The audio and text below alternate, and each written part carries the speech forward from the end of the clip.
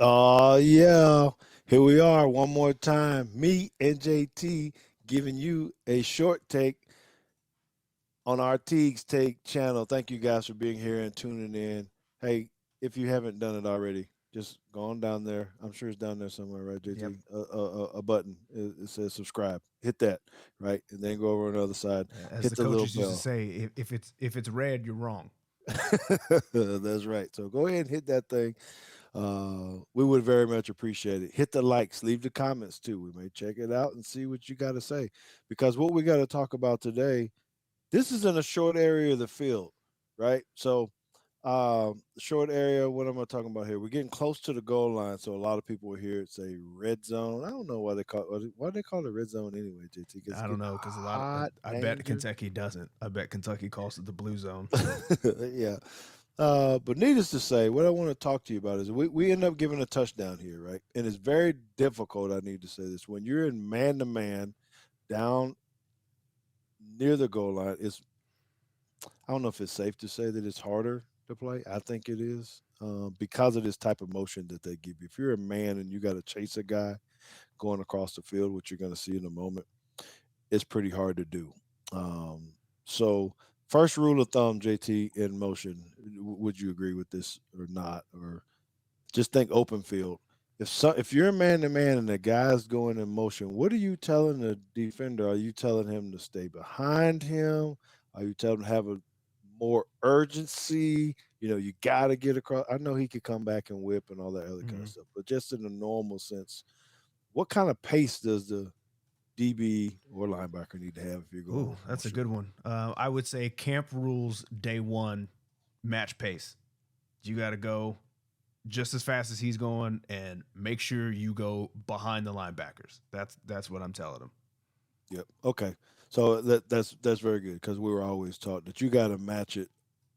And depending if they have tendencies like this one, you might have to beat it because of what they're trying to run and what they're trying to get accomplished. So, this is some form of man. You got Kool-Aid. Um, who else is down there? Who's that safety? Is that Key? Or is that Malachi? I can't tell. Yes, I think it is. I think that Yes. is Malachi. Okay.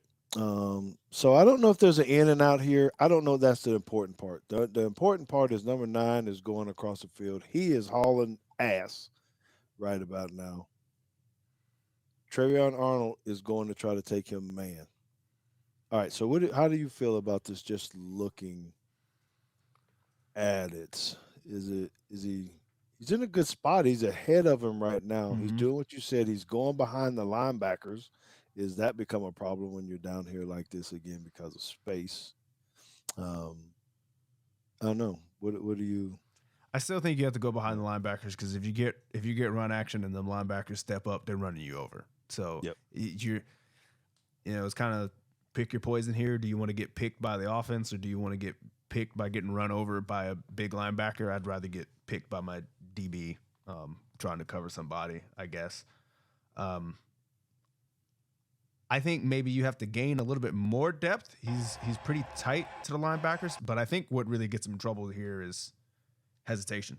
So I'm gonna let it run because he kind of slows down just a little bit here. Now he's late. You know what I'm saying? Now So he's behind him where right. he So was in right front. now he's fine. But then he stops. He's trying to figure out is he going all the way across or not. And then the ball snap. Number 9 takes off, and Terry Arnold's playing catch up. And what else happens? We've seen it. It's kind of a rub a little bit. The Mm-hmm. guy's just trying to get in the way so Terry Arnold can't go underneath. Not that he would want to, but he can't. He's going to run into the guy. Anyway, so he gets out leveraged when JT hits the play button again, and it's just football is so it's about inches. We talk about it all the time, right? The football is a game of inches, and just that one little hesitation put him just an inch away from probably being able to break this pass up, right? Um, so Anyway, touchdown. Uh, only other piece, JT, before we let our folks go is could there have been another pass? I see our safety Caleb Downs looked like he wanted to go ahead and do Yeah, something. Like we could have bumped Terry Arnold to his spot and let Caleb Downs go ahead and take this because it seemed like they knew what the play was going to be.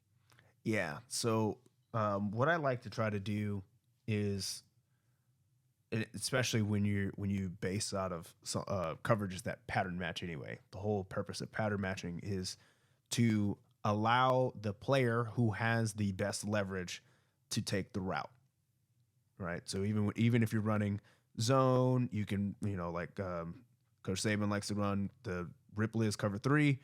I think he's a little bit more in the quarters now than the cover three stuff that he ran of old, but they would all pattern match. So if guys start switching down the field, if you have a guy that's running out and there's a guy sitting on the outside of him, then he's the one that's going to pick him up. So in this case, when you have a receiver coming across the formation, camp rules are yes, and when I say camp rules, I mean day one when you're taught, you just say, hey, go with him. We're not going to switch guys off. But in this case, when you run it enough, you can start to say, hey, you have the most outs, Kool-Aid, you've got the most outside receiver, you've got the second receiver, you've got the most outside receiver, and you've got the second receiver on your side of the field. So when guys start moving around, he becomes the second receiver. So, He can stay here, and we Caleb Downs can meet him on the way, right? yes, And it looks like, looks like it was going to do if you watch the film. Might as yeah, well let it him looks like run he was hang gonna on. do it, and then Terran Arnold was like, "No, I'm going and stay here." And Now he's actually Caleb is just in no man's land right, at this point. He ain't got nobody. yep. So So easy. communication, I think, is just um, I don't know if it's lack of communication, but maybe just a miscommunication on what they wanted to do here, how they were supposed to adjust, and cost them a touchdown. But I'm sure they got that fixed in film, whatever the technique was supposed to be. Yep, I agree. I agree with you. So they used to run this in the league all the time, and it does get hard.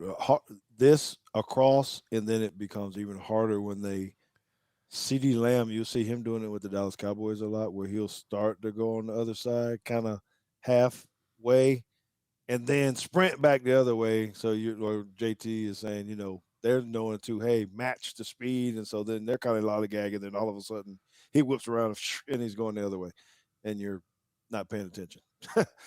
So that's why it's important. So great work, JT. We do appreciate it. We got to stop getting beat on these little routes down here because they're hard to do and they're difficult. Um, I think they almost had it executed well on defense to be able to stop it. So we'll be ready for it next time. And you guys need to be ready for the next short take or the actual long take of Teague's take Wednesday nights, 8:15 p.m. Central Time, 9:15 Eastern on this page or Millions or on the Bama Standard channel. So we got a lot going on, man. Hit that button, find out where we're at, find us on uh, Twitter and Instagram, anywhere you need to be. Teague's Take family is welcoming you into our world. So we hope to see you again soon. Deuces.